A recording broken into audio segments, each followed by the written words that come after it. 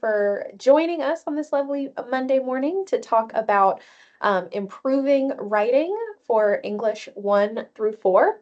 For those of you I've not had a chance to meet yet, hello, my name is Casey Pritz Harvey. I'm Education Associate for Humanities in the Office of Assessment and Standards on the standards side. And I am here today to talk a little bit about our high school ELA standards and particularly improving writing. So without further ado, I'll go ahead and get us moving.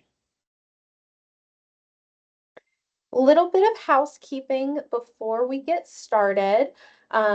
First off, I've just done my introduction. I am also joined by a couple of my partners on our ELA team. I have Mandy Hawker, who is our elementary ELA education associate on the standard side, and then Brenna McCormick, who is our secondary ELA education associate, also on the standard side. So that is our small but mighty team. But I would love to hear who we have in our virtual space. So if you wouldn't mind dropping in the chat your name and where you are coming to us from, just so I can see our representation today.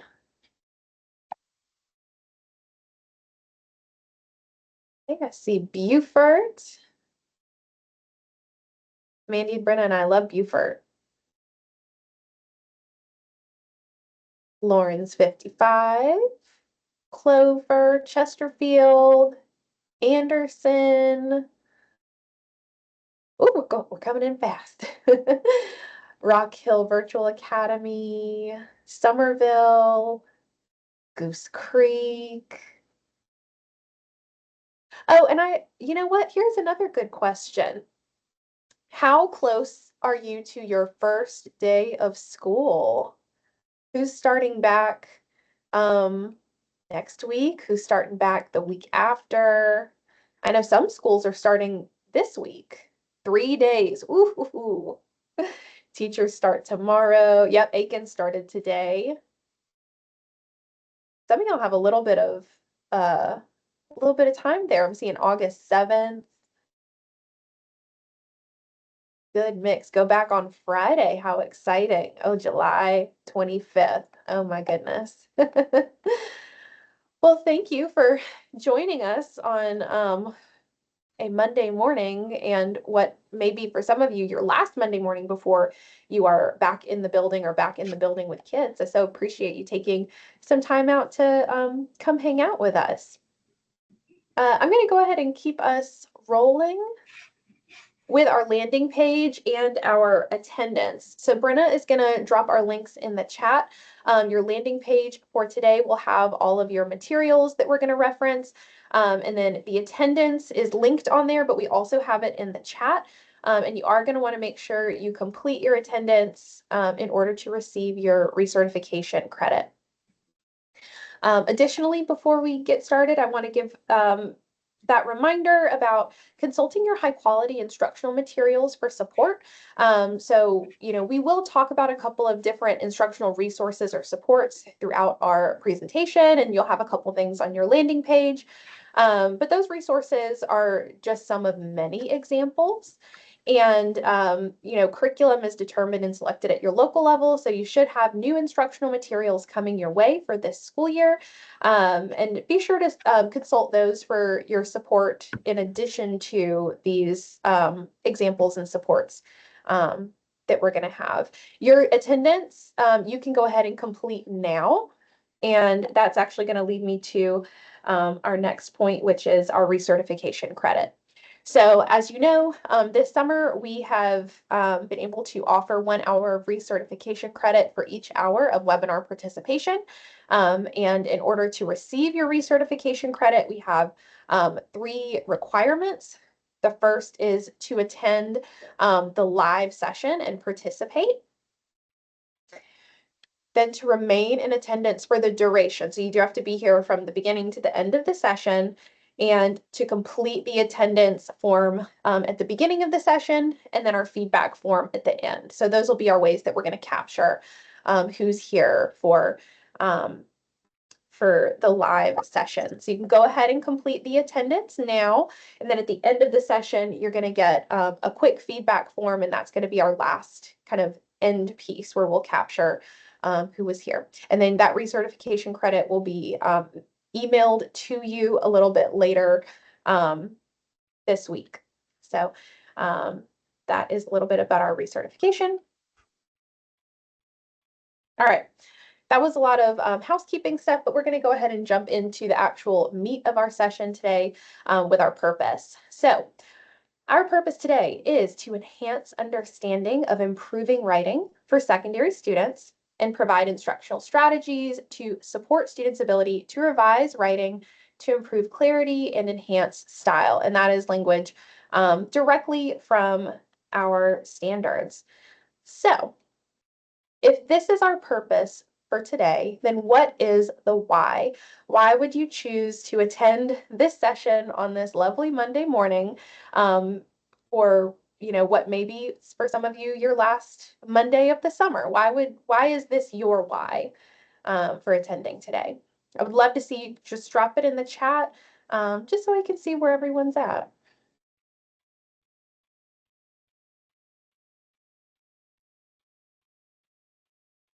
So what is the why? Writing continues to be the biggest struggle for students. Absolutely. It's an area where there may be a lot of support or need for support. Looking for examples of how to go to the next step, want to help your students to be successful on the new writing portion of the EOC. And I would venture also just in general with writing. Entering your first year of teaching, need some guidance. Also see writing as being one of those biggest struggles for students during your internship. Looking to learn how to help make middle school students more successful when they leave, because the struggle is real. Absolutely. Help lead your English 1 and 2 teams. Inspire students with different writing strategies to engage them in finding their writing voice. Very important. Absolutely. Always looking for new tips. Writing has changed from TDA to TDW, and I want to learn more about that. So I will clarify, this session is not going to be on TDW. We have our development partners on the assessment side of our office who have put out a lot of great information on text-dependent writing. They actually have their own recorded webinar on our website, which I'll be happy to share with y'all a little bit later, the assessment quick links page. But for this session in general, we're talking about writing as it pertains to our standards. Want to be able to grow all the students wherever they are, approaching or extending, wanting students to be successful writers. Most of her experience in teaching middle school, teaching high school. Ooh, yeah. Love writing, want to convey that to students. I don't know if any of you have experienced in your classrooms or supporting teachers that sometimes writing almost feels like a chore, and it's something that students struggle with. They feel intimidated by it. Sometimes teachers feel intimidated by it because they may have come from programs that were really heavy on reading instruction and not so much on the writing instruction. So want students to enjoy writing, absolutely. And hopefully, as we look at our the language of our standards, and we talk a little bit about how we can provide some instruction and support around those in the classroom, we can help develop an environment where students do enjoy writing and where teachers feel comfortable in providing instruction around writing. So let's consider this. I've got a quote here from Kelly Gallagher's Write Like This. It says, "Re means again. Vision means to see. Thus, revision means to see your paper again in a new light. I tell my students that when they revise, their papers must move somewhere. The stuff of the paper must get better."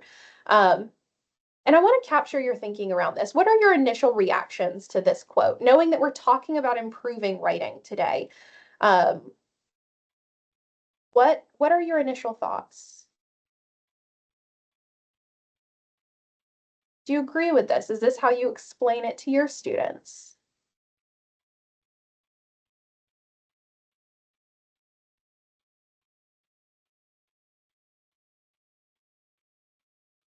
And Catherine, I see your question about old versus new ELA standards. So I can share, again, at the end of this session, I can share the professional learning library, or Brenna, if you want to grab the professional learning library, it has all of our webinars that were recorded up through the spring. And we're going to be updating it in about a week or two. Once we finish our last recordings for the summer, we're going to update all of our summer webinars and put those on the professional learning library as well. Good way to open the session. Revision isn't always where the students go. It's tough to get students to revise. Haven't used those same words, but definitely the same sentiment. Writing can be assessed on multiple levels, from casual fun writing to critical thinking skills. Oh, okay. Revision needs to be from the audience perspective rather than the writer, since it's all about conveyance of ideas, the receipt in a clear, simple manner. The must get better takes time and effort. Absolutely. Oh, Jennifer, great point. Students usually revise their writing by running it through a grammar check. They rarely move the paper or clarify their thinking. Revision focuses on things that make good writing. Learning happens here. Absolutely. Absolutely. And I highlighted this piece here, New Light, as we were doing our preview. And I think for some of you who have attended our sessions in the past, we preview all of our writing on our team or our PD together, and give each other feedback. And that part from the quote was what stuck out to my teammates, that idea of seeing things in a new light. Not just students seeing things in a new light, but also as we're going into our session today, to consider revision and editing and improving writing in a new light. Catherine, I love what you're saying here. Revision and editing are two very different processes, and we are going to talk about that. That is one of those areas that we have tried to clarify in our new standards, making sure we understand the difference between both of those processes, but also the importance of both. All right. So, again, this is our session on improving writing. We have done 6 sessions. This is our sixth summer session. I feel like I'm doing a little tongue twister there. On written and oral communication, specifically focusing on our standards that are focused on written communication. So we had 3 sessions on the 3 modes of writing that are listed in our standards: argumentative writing, informative expository writing, and then narrative. Before that, we had a general session on micros, minis, and macros, so micro, mini, and macro experiences with writing. And then our last session was grammar and conventions, followed by our session today, which is on improving writing. So those are communications 1 through 5, our standards that align to written communication. So we're closing out our secondary summer writing series with this session today. All right, we're going to do a little pulse check. Again, we've done this with each of our sessions this summer with a scale of 1 to 4. And so I'm going to give you 3 statements. I want you to tell me where you are on this scale of 1 to 4. 1 being strongly disagree, 4 being strongly agree. First statement, I thoroughly understand the expectations for C5, which is improving writing, for my grade level. So you have a clear understanding of those grade level indicators. We know what language is included. We know where it may have shifted from 2015. I'm seeing some 3s, some 2s, some 2.5s. See a 4, 2, 2.5. Okay. How about our next statement? I'm confident in my ability to teach students how to improve writing. So you have some instructional practices in place for how you provide instruction for students to improve their writing.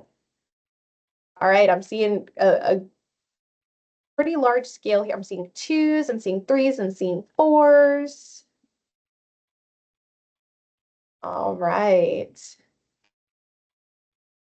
3.5. All right, and lastly, I have a variety of instructional strategies to pull from when asking students to demonstrate and or practice their learning around revision and editing? Do you feel like you have tools in your toolbox that you can use?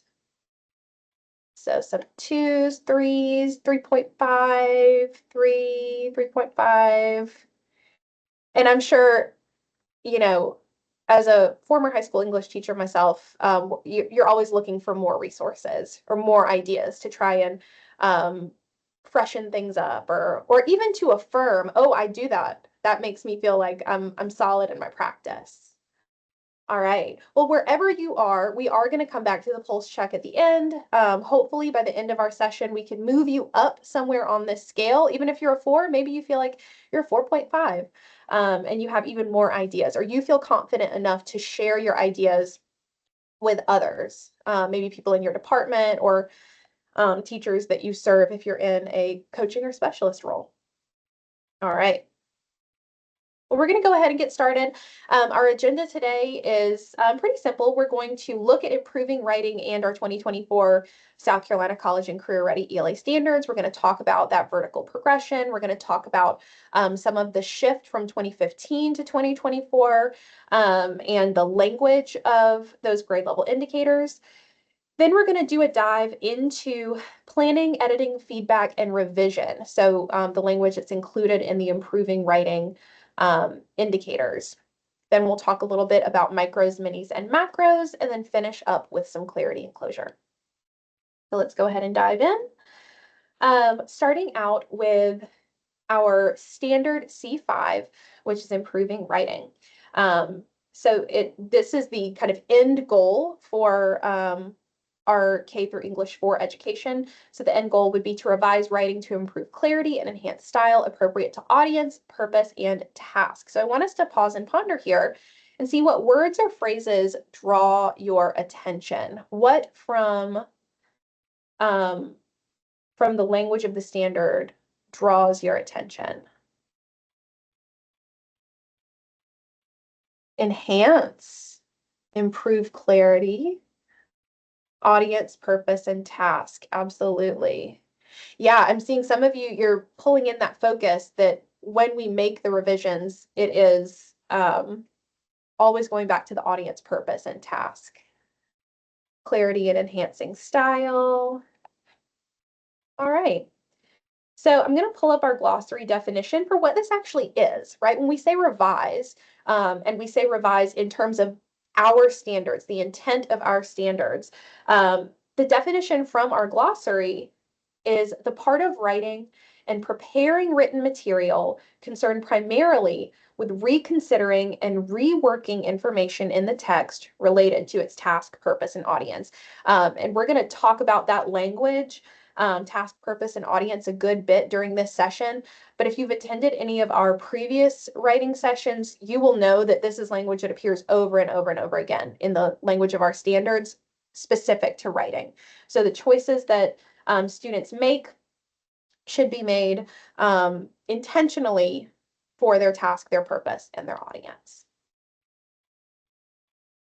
All right, we're going to take a little bit of a closer look at this using a portion of our standards document called the explanation of strands, which is in the front matter of our standards document. And I'm going to pull the screenshot up here, but I know it's probably pretty small. So I'm going to have Brenna drop it in the chat, and I'm going to give you a couple minutes to read over that section. So you can open it up in the chat if you want a closer look. But I want you to consider in the explanation of strands, what does it mean to improve writing? What skills are included in that process? And then also, because you're the experts here, you're the ones bringing in the expertise from your experience in the classroom or supporting teachers with what that looks like in your instruction. When you ask students to improve their writing, what does that look like in your classroom? So take just about 2 or 3 minutes to look over that little blurb in the explanation of strands on improving writing. Take a look at those 3 questions. And maybe drop one response in the chat. So about 9:52-ish, I'll have you kind of come back.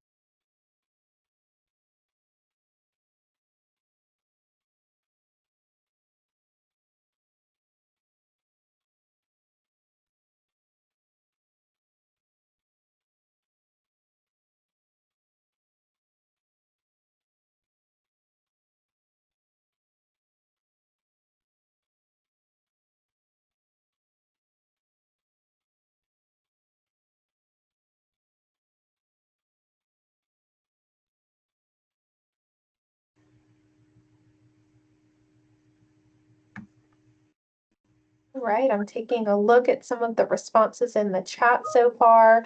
Improving writing means that you're fine-tuning your written words so your thoughts are clearly and concisely conveyed to your audience.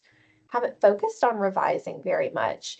And you know what? That tends to be where I've seen people fall in my experience is we focus more on the editing than we do on the revision, right? We focus on the spelling, the grammar, conventions, mechanics, as opposed to the revision piece.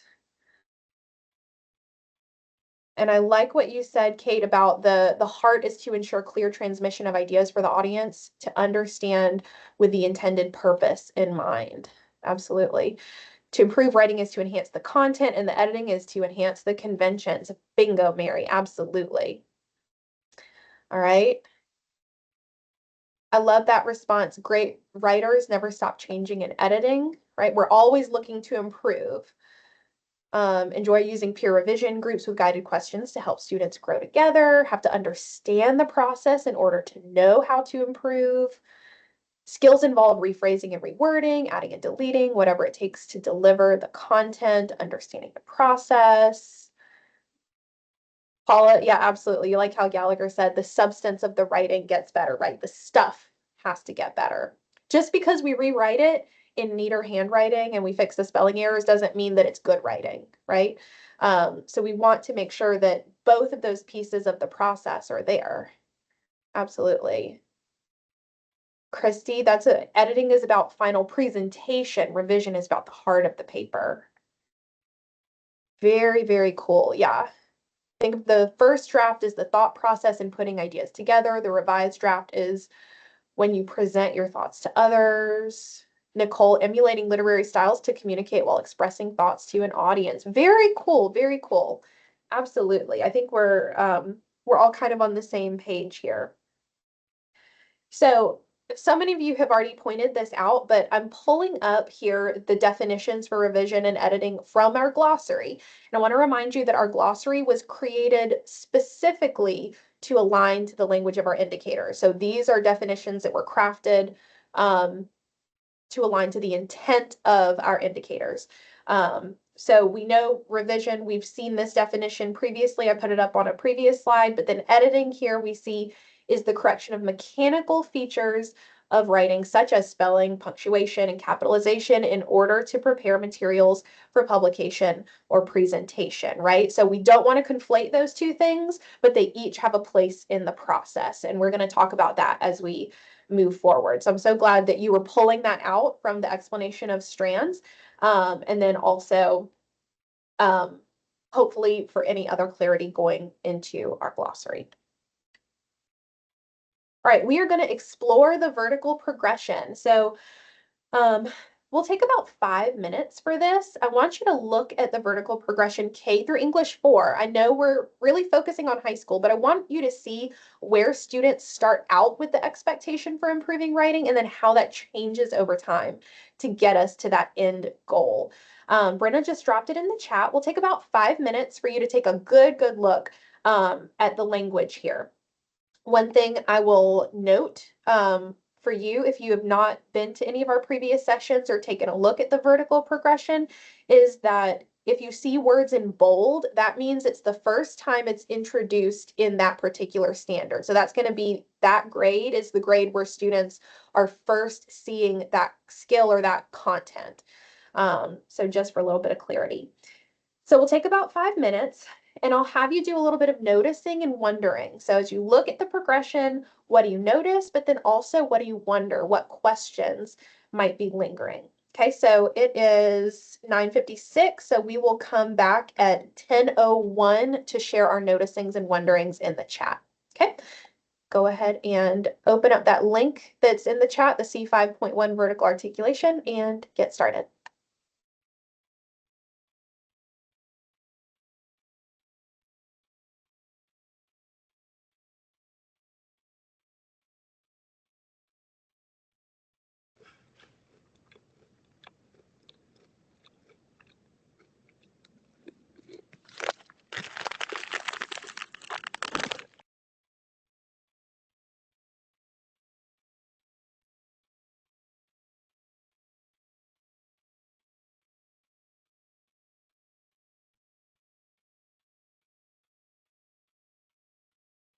And y'all, I just realized I put a timer on this slide and I didn't even start it, but 10:01 is when we'll come back. It's Monday. I'm sorry to interrupt, but I can't get in the chat. I can't get in the links. I think I'm having some technical issues. What would you suggest? So what we can do, Brenna, do you want to email the landing page to her? And that way you should be able to open up the links in your email. Yeah, I can't get into anything. It's saying this app may have issues with this. I can't do anything. Okay, well, I'm sorry. no, it's okay. We'll have Brenna try and send it to you and check and see if it works. And if not, let us know and we'll keep trying to I troubleshoot. can't get in. I don't think I can even get into the chat. Okay, let me try this again. I have your Okay, I got have into your it. I was okay. able to get into it. Sorry.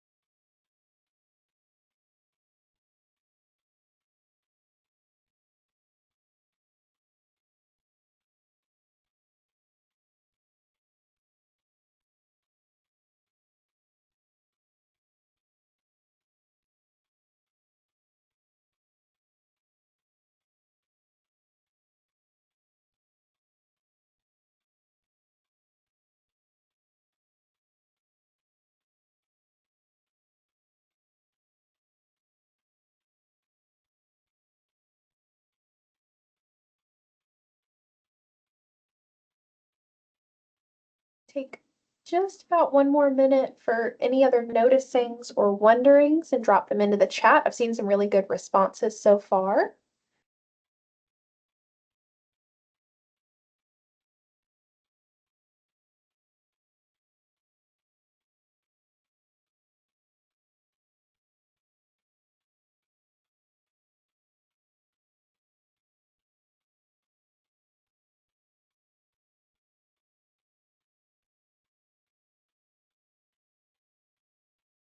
All right, I'm just taking a look through and a couple of things. If I were to sum up the responses so far, I'm seeing a lot of you noticing that in our earlier grades, students are focused on using their own personal thoughts to improve their writing. Um, and then when we start moving into sixth grade, that's when we start really shifting into feedback from adults and peers, and really emphasizing giving and receiving feedback. That's sort of that release of responsibility, right? That gradual release of responsibility. It seems much more teacher focused and kind of using your own ideas initially, and then we're moving to that giving and receiving of feedback. What else are we seeing? We're seeing that in high school, the language, particularly from English 2 to 4, is going to be the same, right? And we've seen this in previous grades with some other standards as well, where we're introduced to something, but then we're going to continue working on that for future grades. What else am I seeing? Just in general, the idea of language like plan, revise, and edit being introduced in kindergarten, that is quite an undertaking for your littles. And we're going to continue to build on that language through the rest of that progression. Emphasis on style, starting in English 2. And then, generally just wondering what that could look like in instruction. How that instruction might shift from grade to grade. Absolutely. Let's see.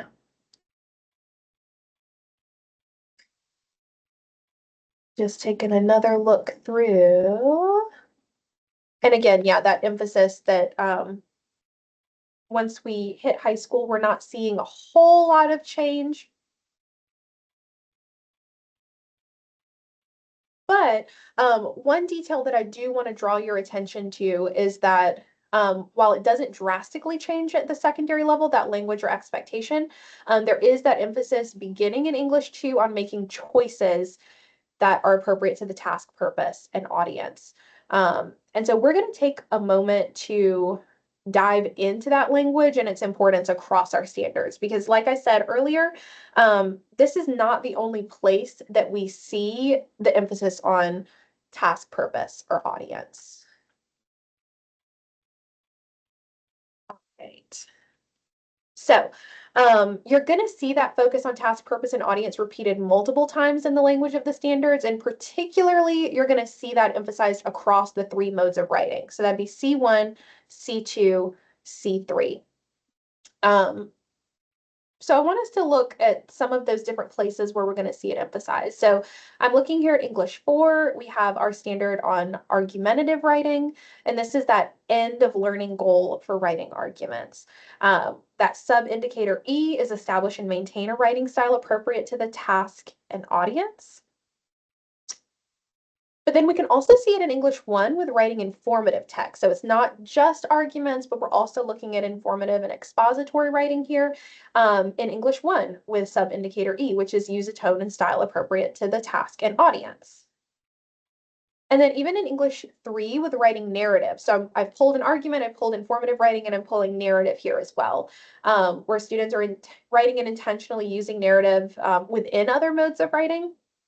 And that very first sub-indicator is to produce clear and coherent writing in which the development, organization, and style are appropriate to the task, purpose, and audience. But we know, I mean, I've pulled high school examples here. It's not new for high school. So we can look at this concept as early as middle school. So here's an example of 7th grade with writing informative text. Where students are establishing a tone appropriate to the task and audience. Since that's in bold, we know that that's new for 7th graders with writing an informative text. However, it's also present in 6th grade with writing narrative. So keep this in mind as we move forward. So we're going to come back to that idea of task, purpose, and audience. We don't just see it in improving writing, but we see it in the writing, the written product as well with each of the 3 modes. Just wanted to pull that out so we had an awareness. We're not talking about them in isolated places. All right, so we've taken a look at the vertical progression. We've talked a little bit about task, purpose, and audience, which we'll come back to. But I want us to also consider how improving writing has changed from our 2024 standards compared to 2015. So I want to pause here, give you a moment to look at this, and tell me in the chat, what do you notice about differences or shifts from 2015 to 2024? Yes, there is a definition for tone in our glossary. The glossary should be on your landing page. I know some of you have asked some questions about what does this mean or what does that mean. Take a look at the glossary for some of that indicator language. Typically, if you see a word that's in bold in the standards, we have a definition for it. Thank you, Brenna. that's going to be a really helpful resource as you're navigating, because we did include definitions to terms that needed some specific clarity. All right, I'm seeing a response in the chat. If you're looking for kind of those shifts from 2015 to 2024, new standards give more specifics. There's much more of a focus on feedback and enhancement in 2024. Absolutely. Mandy just dropped the glossary as well.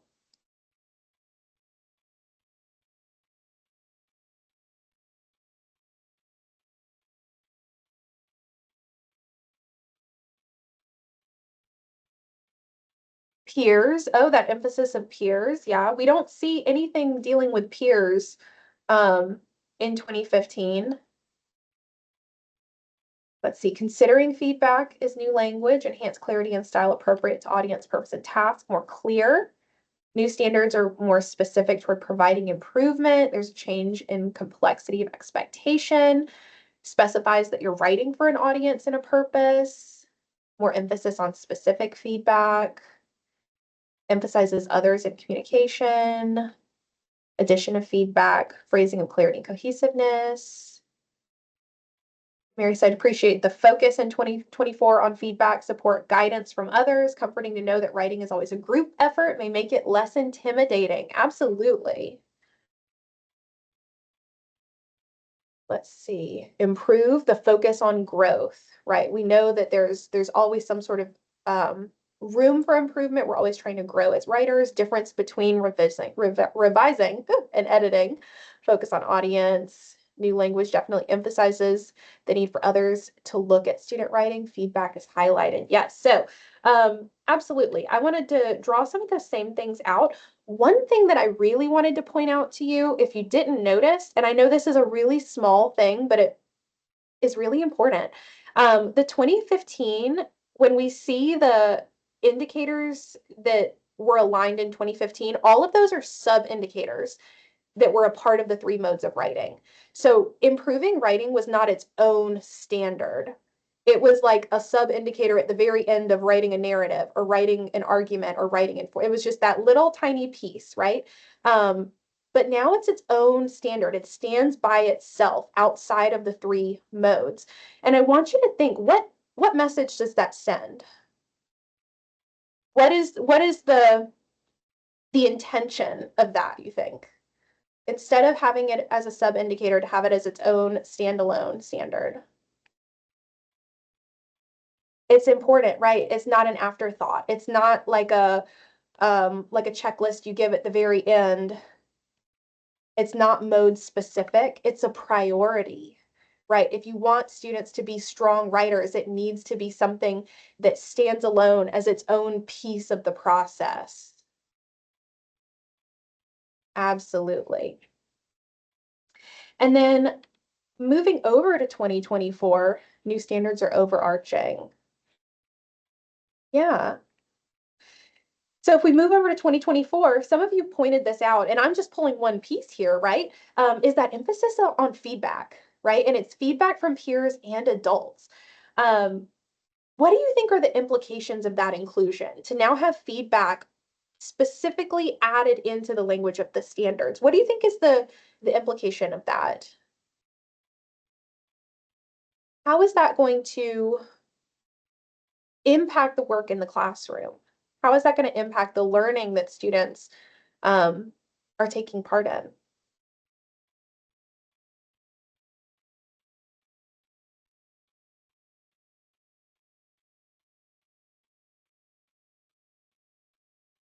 And keep in mind too, we're talking about feedback from peers and from adults. And it kind of goes back to what I saw a little bit earlier when someone mentioned that emphasis on growth, and it's a group effort, and potentially makes it less intimidating. Yeah. You can't have feedback not be intimidating until you build a culture of feedback. And it's something that's an important part of the process across multiple grade levels, something that students have consistent access to. one-on-one conferencing with teachers, writers, workshops, receiving additional information from people who speak their language, not just the instructor, right? Adults may be other teachers, parents, not just the classroom teacher. It broadens their influencers. And think about, again, that importance of task, purpose, and audience, right? Your audience isn't always going to be your teacher. Hopefully, your audience isn't always going to be your teacher. So the feedback and who's giving you feedback and the reason they're giving you feedback is really important for whatever that end product is going to be, and improving it to make sure that it's the best that it can be for that audience. Yeah, and it just provides a lot of opportunity for what students can do and how they're going to get that feedback and what they're going to do with that feedback. Oh, feedback on social media. Students take that seriously. Society's very interactive through social media. Audience awareness. I hadn't thought of that. That's a very interesting point. Absolutely. All right. So I know all of that was a lot, right? Kind of feels like what is it, Mandy? You always say drink from the fire hydrant, right? It's a lot of information all at once, just on the standards. So I want us to take a moment to reflect a little bit on that before we move into the planning, revising, editing language, with what I call a compass reflection. So I want you to think, based on what we've learned or what we've discussed over this first little bit, what might you see as next steps?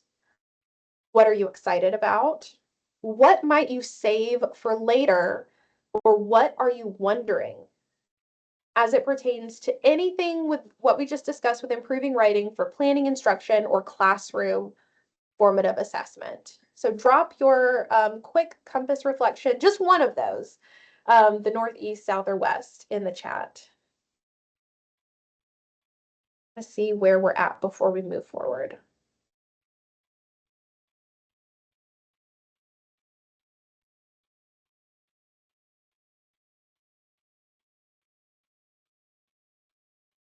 Excited with more strategies in your toolbox? Planning possible feedback session with fellow teacher teaching the same course and their students. Oh, absolutely. Teamwork makes the dream work. Wondering how you can possibly integrate everything into 1 year. Next step, reevaluate your revision process for student writing. Try to eliminate apprehension by beginning writing process with a group collaboration. I'm going to show you an example of that in just a little bit. Wondering how to teach students to give feedback in a way they'll actually engage in giving and receive it. That is a skill that students have to learn, and it takes time. If you just try and give feedback one time, it will come off as criticism. Wondering how to manage it all. And one thing I can say here, and hopefully this gives you some peace of mind when it comes to the management of these expectations and standards. Compared to 2015, our 2024 standards have reduced 33% by the strand, 50% in standards, and 56% in indicators. There is a massive reduction in the number of strand standards and indicators that you have to teach, right? So we're emphasizing going deep and not wide here. So hopefully that gives you a little bit of peace of mind, that when we actually look at the standards, there is less in comparison to 2015. Next steps, revising your own approach to engaging students in the revision process. Let's see, group collaboration without intimidation, trying to plan out the feedback part, maintaining an environment where students are more receptive to feedback. Yes, absolutely. Oh, really interested to see how this will look in several years, right? We know that when we have new standards, it is going to take time to build those skills, right? And provide that instruction across those years.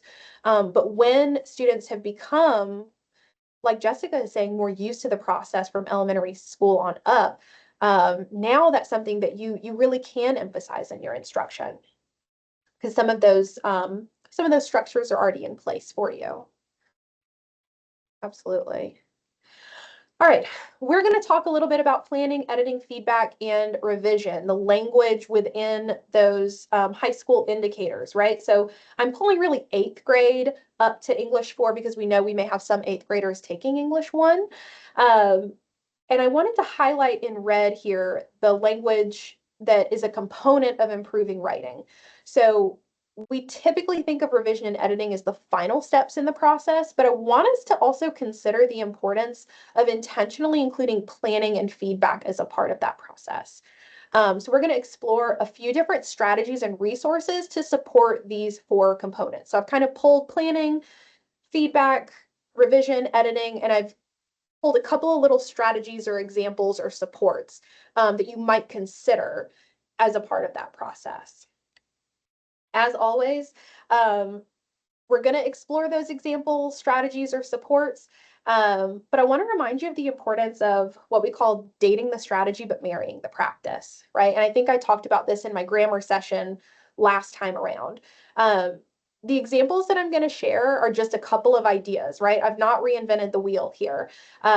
And they're to explore, they're to try out, but really the emphasis is on the practice of, say, planning or giving feedback, right? I can give you an example of one way you can give feedback in your classroom, but that's not the only way. The emphasis here is on feedback in general and exploring the different ways that you can do that in your instruction. So take that with a grain of salt. Again, consider your high quality instructional materials and what you have there to support your work or any other supports within your school or district, okay? All right, so let's talk planning. First thing I want to talk about here, what is included in the planning of writing? If we talk about planning as a component of that process, what would you say from your experience could be a part of that planning process? What does that look like in your classroom? Drop that in the chat for me. And I'm not looking for one right answer. I'm just looking to see, what do you consider to be a part of that process? Brain maps, okay.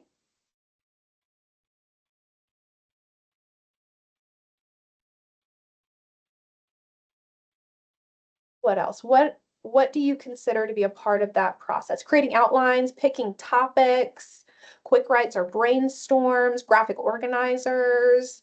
Ooh, taking time to understand the task, audience, and purpose. Reviewing the prompt, highlighting what specifically the audience and task are, choosing topics, some sort of research. Absolutely. And we've kind of pulled out the same here. I'm going to use some language from the program that I taught in and then became the director of the program. We used what we call the 5G process, starting off with gather and then glean, right? As kind of 2 components of that planning process. First is all the gathering of the information, but then gleaning to figure out where you want to go. And within those, you could have a couple of different things, right? So could be with gather, could be that brainstorming, reviewing the task. If there's a rubric, taking time to look at that rubric and seeing what the expectations are, some sort of individual reflections to make sure students understand the prompt, peer discussions, researching that information related to the focus of the writing, and even field experience, right? Taking students and giving them an opportunity to experience whatever the content is to gather that information so that they can prepare their writing. And then when we glean that information, it could be creating, selecting, or narrowing the topic. It could be building an outline or a structure for that writing, determining your audience, because at that point, they may already have the task and the purpose. And then scaffolding with your graphic organizers. And these are just a few different examples, right? And I wanted us to take a moment to look at that because planning is huge. Like, look at all of those different things that students may be doing before they ever actually get to the drafting of their writing. If we want students to have a solid draft to then go back and revise and edit and get feedback on, they need to take the time to really plan out and consider what it is they're writing about, who they're writing for, and do they have the information that they need. So again, just emphasizing that planning component. I'm to give you one example here of what you could do as part of the planning process. And I've kind of adapted this from a book. I've got the title down here at the bottom. So I've shifted it around a little bit, but one component of planning could be student generated prompts. Typically, as high school English teachers, we give students a prompt to write on, but this would be an opportunity for students to use that planning process to generate their own prompts. So the first thing would be to introduce the topic and whatever the writing style is that you would want students to write in. So a topic, a subject, a genre. After that, students have an opportunity to brainstorm and collaborate. So they could consider the topic or subject, they could brainstorm potential prompts that align to whatever that topic is, and the genre. They could also consider their specific areas of interest, whatever the purpose for the writing is, and who their intended audience is. And then they use their brainstorms to draft a few potential prompts, right? Whatever number it is that you want them to have that they could potentially choose from. Then they're going to calibrate. So they're going to review their draft prompts individually using whatever rubric or task overview you've given them, right? So they're aligning what their intended prompt is with the expectation for the end outcome, and using that to edit, or eliminate any prompts that don't address all components of whatever that task is, right? So they're creating something, but they're using whatever your guidance is to support their choice. But then we add another layer. They still have a couple of potential drafts. Now they're going to share and select. So they're going to share their refined prompts with a peer or group for additional feedback. And that can also be an opportunity for students to share and select additional prompts, right? I might have 5 prompts, and someone else might have 5 prompts, and we're going to share them and kind of give each other feedback on which one we should choose. Maybe I don't want any of my 5 now. Maybe I want this one that this other kid's not using, right? We've doubled the number of potential avenues that students could explore in their writing. And then we end that with a little bit of teacher feedback. So teacher reviews the final prompt that a student selects just to ensure it's aligned to the task and objectives, provide any additional feedback for refinement, right? This could be done in a class period, as opposed to you giving students their like, this is what you're writing. And I see, yeah, absolutely. Some of you do this. And again, I'm not reinventing the wheel here. Hopefully I'm affirming, if these are things that you do, affirming that, that this aligns to the intent of our indicators. So that's just one way that you could build in that planning component through student generated prompts. All right, so we're going to talk about fast feedback now, and feedback in general, right? So regardless of what the method is for giving or receiving the feedback, one of the things that we emphasize in our office with our professional development and all those different things is fast feedback, which would be frequent, actionable, or accurate, specific, and timely. So that's the culture that we build around the feedback that we give or receive. So frequent, is the feedback based on needs? Is there an ongoing practice? Again, if you're just giving someone feedback once and telling them what was wrong, that's criticism, right? That's not a culture of feedback. And it's probably not going to be received well. Next is actionable. Can the feedback be realistically implemented, right? If a student is giving another student feedback on something, can they actually do something with it? Is it specific? Does it provide clear next steps? And then timely, is it relevant to whatever the timeline or the stage of the process you're in? So again, just emphasizing the kind of the type of feedback, regardless of the method, we want it to be frequent, actionable, specific, and timely. So I'm giving you just a couple of different examples here of ways that we could do peer feedback and then adult feedback. There's nothing here that's revolutionary, but we've got short and extended feedback options. So let's say we're doing peer feedback. Students could give and receive feedback through TAG, which is tell what you like, ask a question, give a suggestion. A 3-2-1, where your 3, your 2, your 1 are specific prompts. So like, three things that were really positive about whatever the piece is, two questions that you have, one next step, glows and grows. So your glows being your positives, your grows being areas for improvement. And then three before me, which would be where you have students get some sort of targeted feedback from three peers before they come to you as the adult. So at that point, they've got multiple steps that they can take. An extended peer feedback opportunity would be something like a tuning protocol or a critical friends protocol. And this is like a really structured feedback opportunity where students get in groups. They're going to have one student present whatever their piece is. And it doesn't have to be a written piece. It could be a project, it could be anything, right? This is just a feedback protocol. They're going to share that and they're going to provide a specific ask. So what is it that I need in terms of feedback here? The peers are going to look at the rubric or if there's a checklist or even writer generated questions. They're going to look at those in conjunction with the written piece. There's clear timing for the steps of the process.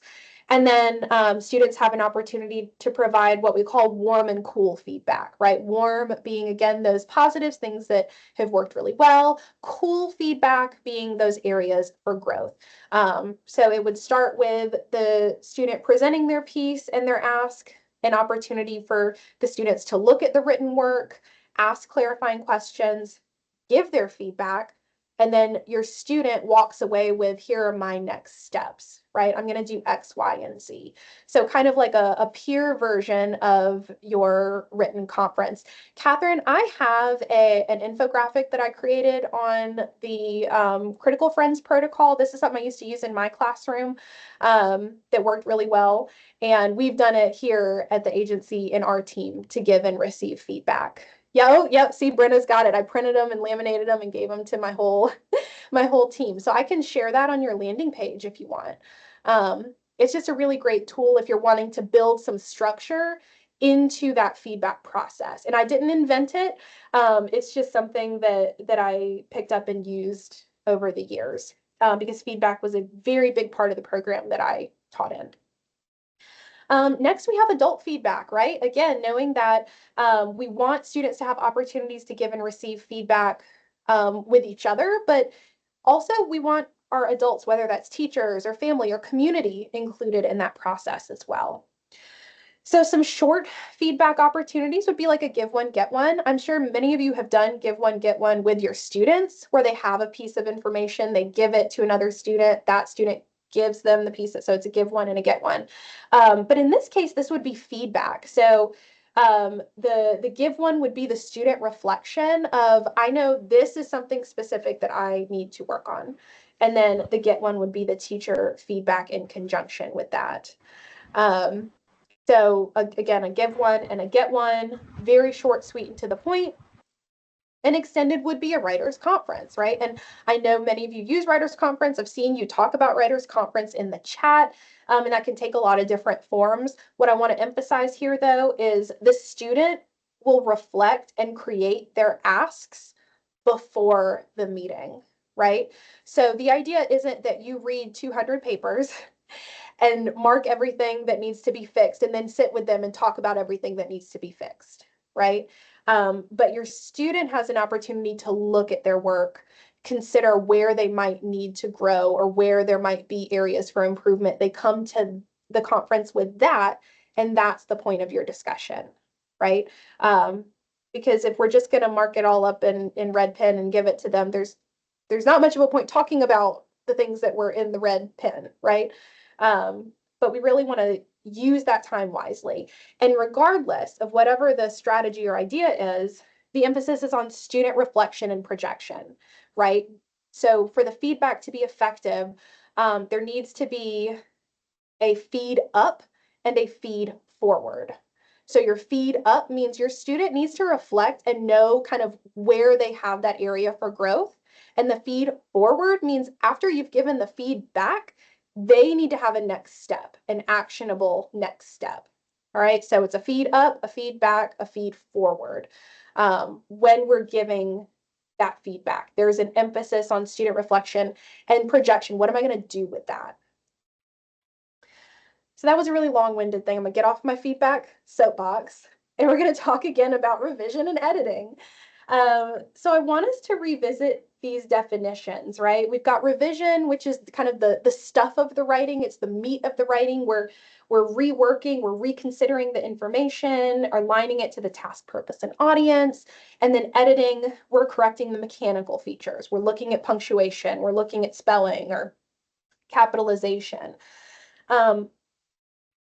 And I want us to think, which of these comes first? If you're asking students to improve writing, which of these comes first in your classroom or in your experience?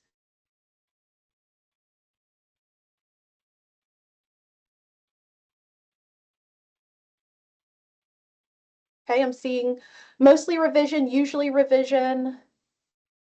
Actually show students how much you revise assignments so they understand. And yeah, that peek behind the curtain for them to see that is so important.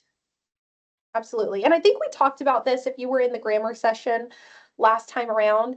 Um, if you've ever had a teacher mark up your whole paper in red pen and they don't really bother to tell you anything about the content, they just tell you that the periods are wrong or you have a comma splice or something like that, it can be a little bit disheartening. Yep, except when the kids think that editing is revision and then they edit twice. Yeah. So I just want us to consider that and remember the difference between the two, where we're revising the content, but then we're editing that final product for your grammar or your mechanics. When we talk about revision, one example that I'm going to give you, this is from Write Like This by Kelly Gallagher. It's called RADAR, and it's an acronym. It stands for Replace, Add, Delete, and Reorder. So some different avenues that students can take when they are considering how to revise their writing. So not looking at the editing aspect yet, but the stuff of the writing. So they could replace information for clarity, for specificity, or if there's overuse of specific concepts or structures. They could add information or specific description to go along with points that they want to emphasize. Could delete if there's repetition or if there's a lack of focus. And then potentially reorder, which is your structure or your flow, right? To make sure there's a logical progression of ideas, or that the flow of the information and the language helps to give that unique voice, right? Or the style. And as we look at this, again, this is just one idea.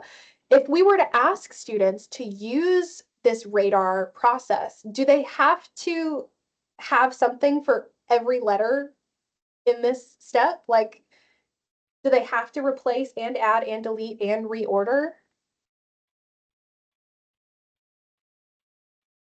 Revision should happen with a single focus in mind so writers don't become too overwhelmed. Yep, I know some of you use arms. Yep, add, remove, move, or substitute. Yep, same idea, right? We're giving them some possibilities of what they can do with the content. But again, going back to that same question, do they have to do all of these things? Like, would we give students a graphic organizer and say, you have to add one thing, remove one thing, move one thing, substitute one thing?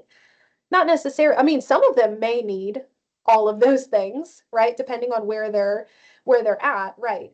Only what's necessary to improve the content. So again, before they even get to this point, we would want the students to look at their writing and think about where there are those areas for improvement, right? We're not checking boxes here. We want them to really be intentional about the choices that they make.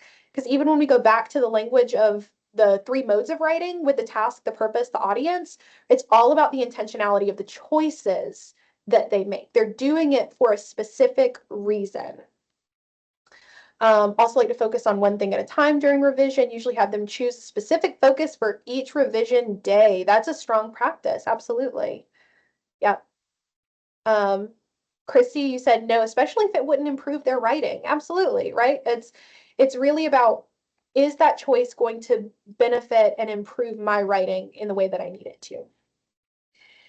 And then lastly, for editing, so one thing I wanted to share here, which we have shared previously, but just as a refresher, we have what's called a grammar and conventions matrix. And what this is going to do is give you C4.1, which is our standard for grammar. And it's going to put it in that matrix format so we know where certain skills or concepts are introduced at which grade levels. It's going to show where those skills are introduced. It doesn't necessarily mean it's where it's going to stop, right? Because we know some students are going to come into English 1, for example, and have some skills from previous grade levels that they have not yet mastered, right? So we want to continue to work on that. But the matrix is meant to allow for intentional instruction. So I know the pieces of the puzzle I need to focus on for this grade, but also it gives us an idea of where we need to support. And I want us to think, yes, this chart it is a support document. It's not in the standards document. It's on the instructional resources page and it's on your landing page, but it is published. It is available for you. It's in the chat, but if you can't see the chat, when we send out the landing page later this week, you'll have it with you. So I want you to think about how you could use this to support editing with writing. If we're asking students to make edits to their writing, how could you use this as a support for that?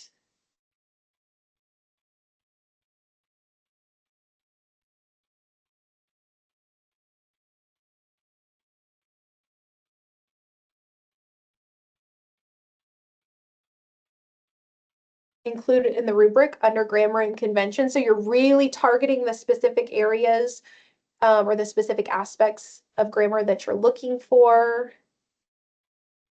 Should this chart be shared with students? It could be. I mean, it's mostly for educator awareness, but it could be something that you could share with students, just like the glossary, for example, could support students' understanding of what it is that they're meant to be learning at their grade level. You could, yeah, again, specify in the rubric. And also, this is really helpful if we're improving writing and we're editing for an English 1 class, that we're not looking at things that are in English 2, English 3, things that haven't been intentionally taught yet, right? We're not setting students to an expectation that's unrealistic. In terms of instructional planning, opportunities, feedback, scoring, we can tailor everything to improve the grade level, improve clarity via use of say, yeah. So you've got very specific areas that you can focus in on. Absolutely. All right. For clarity, because we've kind of talked about this a little bit, and I wanted to come back to it. I want us to look at the definition for task in our glossary, because I keep saying task, purpose, and audience, task, purpose, and audience. In the definition for task, we also have a definition for purpose. And I'm going to give you a second to look at this. And then I'm going to ask you an additional question. So let me be quiet for like 1 minute so you can look at this, and then I'm going to add a question.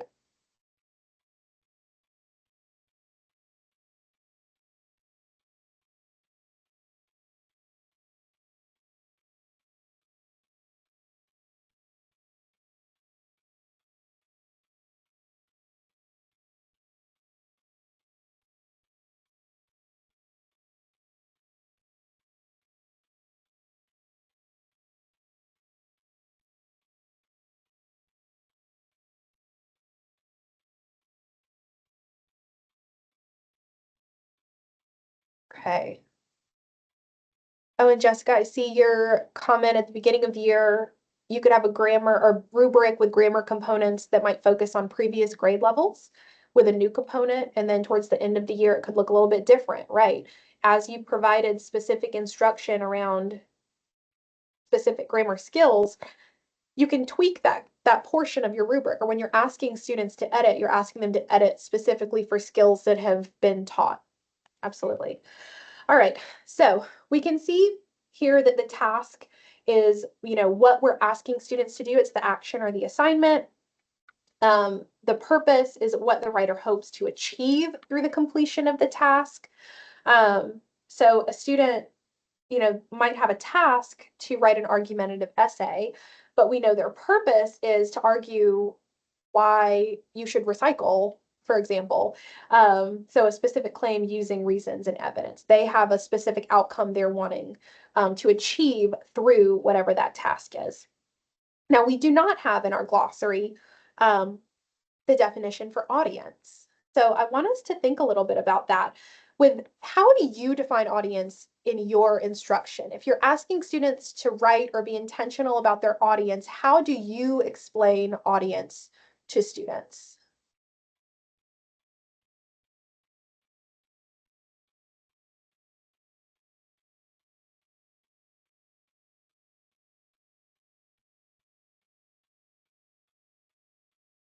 Whoever reads the writing. What do you want your reader to know? Who's going to read this writing?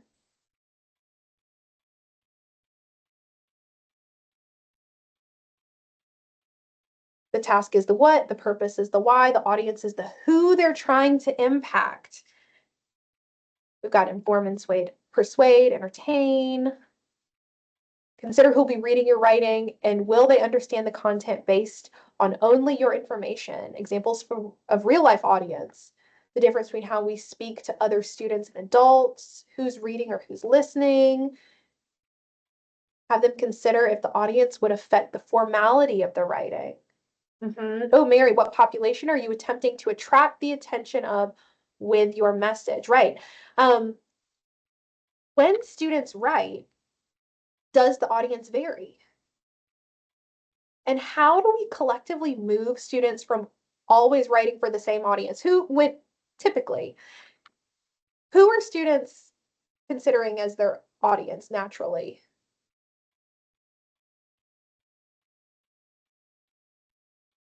Who are they typically? Yeah, the teacher, right? The teacher is the audience. Right, right. So until we give an intentional audience or give opportunities for students to truly consider who their intended audience is, um, it can be a little bit difficult, right? They just think my teacher is going to read it. Um, but who could be their wider audience? And think about how we can collectively move students from always just writing for the teacher, right? How we can get students to consider their audience. And I love some of the questions that some of you pose to get your students thinking about the audience. Oh, peer review. Some of that could even come from the planning process, right? Having them really intentionally, before they even begin, consider their audience and how they're going to tailor their message to impact their audience. Absolutely. All right. We're going to close out this section with a glow and a grow. Wanted to use one of our peer feedback opportunities that we shared earlier. So for your glow, I want you to consider an area where you are already glowing, right? What is something that we've talked about and you're like, I got this, like this affirms what I already do, and how you can use that to support others. But then I also want you to consider a grow. Where do you find yourself in need or growth? What is your next step that you can take? So maybe you're really great at feedback, but you might need to maybe tweak your ideas for revision of content versus editing of mechanics. So take a moment to share your glow and or grow in the chat, and then we're going to move to our last little section.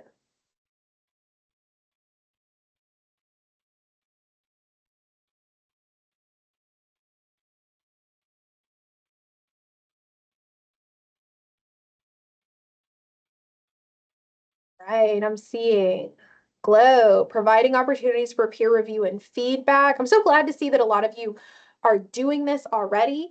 And hopefully our discussion around feedback and peer feedback and it being in the language of those grade level indicators affirms what you're doing. Grow more streamlined feedback for kiddos instead of everything, right? Really focusing in on specific aspects or areas to improve, glow adult and peer revision. Take the opportunity to write for more audiences. Do this with some assignments, but you need to implement it more. Glow, providing students with tasks they want to complete. Grow, help students better understand the difference between editing and revising. That's huge. I heard students use those interchangeably all the time. Think your guided peer review is good, need to grow on using other approaches, feel like you're good at feedback, need to get better at modeling that for students so they can learn to give feedback better. Involve students in the decision-making process so that they buy in. Need to work on releasing control and embrace student group activities. Planning is a glow, feedback is a grow. A glow of teaching audience awareness is a part of planning. Grow more specifics with revision. Great responses. Oh, I'm so glad that some of what we've talked about is affirming what you're already doing. All right, reworking feedback as an area for growth. Oh, okay, Erin. So think we've got like the big ideas down, but maybe growing in terms of those specifics with editing. Grow simplifying the revision process. Excellent. So I'm glad that you've had some areas that affirm. I'm glad that you possibly have some next steps for what you can do. And we're going to consider this through the lens of our micros, minis, and macros as well. So what I'm going to share with you, I'm going to give you kind of an overview, and then I'm going to give you some like next steps, if that makes sense. So we'll have a little bit of homework that I'll follow up on in the next week or so. So we're going to talk about micros, minis, and macros. For those of you who have not attended our sessions this summer on writing or who just need a refresher, we have what we call micro, mini, and macro writing experiences. So in our written and oral communication standards, we do not have any indicators that say explicitly that students have to demonstrate mastery of that indicator through an essay, right? We tend to think of written product as a formal essay. We know there are lots of different ways students can demonstrate their mastery. So we've kind of broken that into micro, mini, and macro experiences to try and make that a more digestible opportunity. And so students have more written opportunity in the classroom. So micro experiences are experiences that are less than one class period, mini experiences being 1 to 2 class periods, and then macro experiences being your more traditional culminating product. And I want us to think here, can improving writing be part of a micro, a mini, or a macro experience? Does it only have to be part of a macro? Or can improving writing be something that is less than one class period or 1 to 2 class periods? So I want us to consider that as we move forward. All right, instructional strategies versus writing experiences. So one thing I want to share here is that micro, mini, and macro experiences are writing experiences, not necessarily instructional strategies.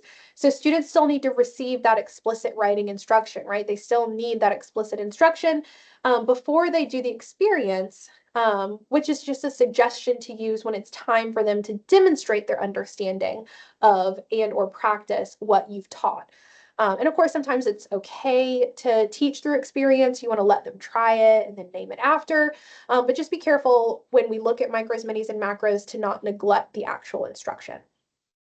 So going back into our indicators with our written and oral communications, and specifically our standards around the 3 modes of writing, we see here that the end kind of goal, and our goal in high school is for students to make decisions about their writing, right? So we don't want them necessarily to only have one experience with writing. We want them to have ample opportunity with their writing. Because if they're going to write for a task, purpose, and audience, that means they need to have opportunity and choice so they know the different choices and the different tools in their toolbox they can use. So we're going to do a little bit of an exploration of resources, and this is going to be what I'm calling your next step. All right, so we're not going to do it like in the next 5 minutes.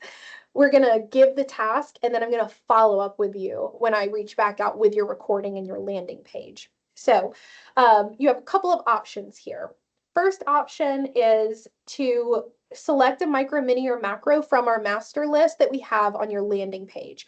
We created micro, mini, and macro experiences for English 1 through 4 and for the 3 modes of writing as examples. And if you attended those first 3 sessions, then you've seen a lot of those, and it's in the chat. So you can explore the micros, minis, and macros that we created and consider how that experience could be enhanced to intentionally include a step for planning, feedback, revision, or editing, right? Because each of those examples is going to be in a different place within that writing process. So consider one of those examples and how you could enhance it through planning, revising, editing, or feedback. The other option is to review the example strategies that I shared on the previous slide. So the Critical Friends protocol, fast feedback, the radar strategy. And think about how those strategies could be built into lessons or content you already teach. So maybe you have something that you've shared or a piece of content that you know you're going to be providing instruction on in the coming weeks or months, right? And then share how you could, again, intentionally include one of those strategies or ideas in something that you're already doing. So one would be taking one of our examples and enhancing it. One would be taking your own example and enhancing it using one of the strategies that we shared. So what I'll do is later on this week, when I share the recording, when I share the landing page, I'm going to remind you of these 2 options. And I'm probably going to make like a Google form or something where you can share your response to that. And if you're interested, I can share those responses back out with everyone so you can see the different ideas and the different takeaways. So it's a little bit of a next step as a reflection piece. So what that could look like would be with English 3. I took one of our mini experiences, which was a poem in 2 voices. That was one of our narrative examples. And I took the whole, like the exact same language of that example, and the part that's in bold is the part that I've enhanced. So there was a lot of different information about students working together, but there wasn't a piece in that experience where students could give each other feedback. So I added in that tag feedback piece before they make revisions at the end for their poem in 2 voices. So that's just one example of how you could enhance a lesson or a strategy that's already in that folder. And yes, we will email the micro mini macro doc. We'll email all the resources back out to everyone. But again, you could look at your own lesson or your own something that you know you're going to do and pull in one of those strategies or resources. And we'll be prepared to share when I send that form out. Okay, so does that make sense? We're going to do a little bit of a next step. You can reflect, and then I can share it back out with everyone so you can see all the different ideas. Hopefully that gives you maybe a starting point for your own instruction. All right. So that's going to take us to our clarity and closure. Again, our purpose for today was to enhance understanding of improving writing for secondary students, provide some instructional strategies to support students' ability to revise writing to improve clarity and enhance style. So tell me in the chat one way that our purpose was met. Hopefully you can say that the purpose was met, but I'd love to hear was there something that we did or something that we discussed that helped to meet that purpose? So let me see in the chat.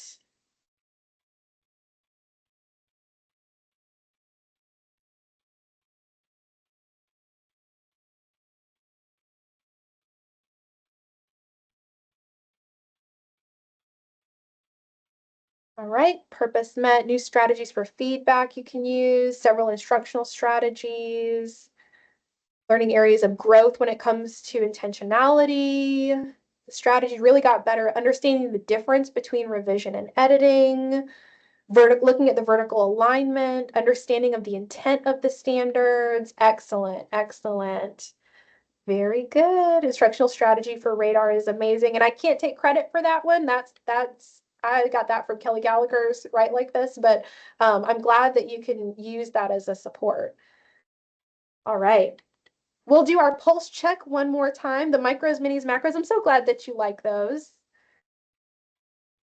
All right.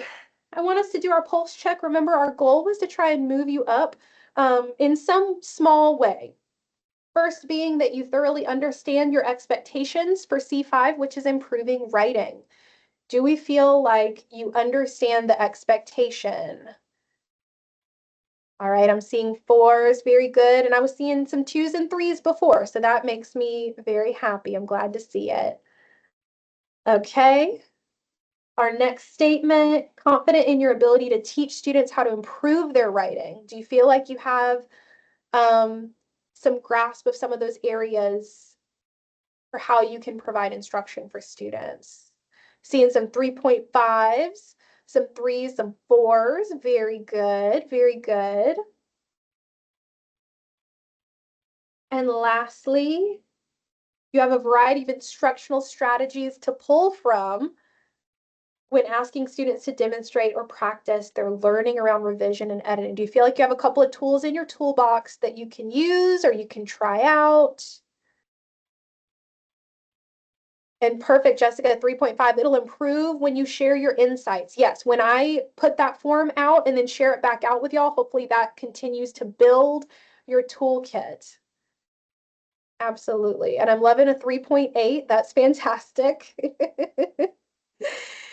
Really excited about the Critical Friends resources and the follow-up. I will put later on today, I'll put the infographic for the Critical Friends that I made on the landing page. Yes, there was an attendance. It's on the landing page that will drop in.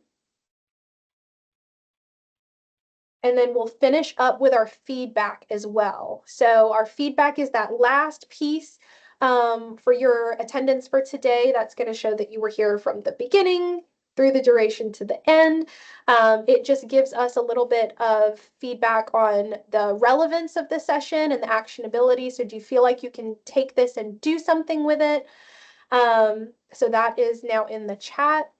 And you will see here on the screen that this was our last session in the summer secondary writing series. We have gone from general micros, minis, and macros all the way through our standards that specifically connect to writing, finishing out today with improving writing. We are going to listen and linger for a little bit. Once you've completed your attendance and your feedback, though, you are good to go, but we'll stay on for just a couple minutes in case there are any questions. All right, so thank you again for coming to hang out with us this Monday morning. We so appreciate you being here with us. And once you've completed your forms, you're good to go. I hope you have a great start to your school year, and feel free to reach out if there's anything that we can do to support your work. All right, y'all have a good one.